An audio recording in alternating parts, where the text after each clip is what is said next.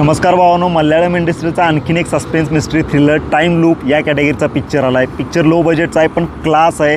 तुमच्या मेंदूचा म्हणजे अगदी भोगा करणारा आहे.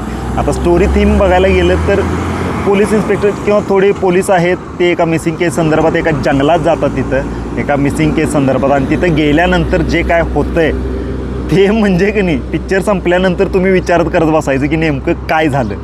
मी एक तुम्हाला रिक्वेस्ट करेन, ह्याचा ट्रेलर पण बघू नका, तुम्ही डायरेक्ट पिक्चर बघा. हां, फक्त थोडे पेशन्स ठेवा पिक्चर बघताना. का नाही, सुरुवातीचा अर्धा पाऊण तास तुम्ही थोडे पेशन्स ठेवा. थोड्या वेळानंतर तुम्हाला असे शॉक बसायला लागतात ना की जबरदस्त.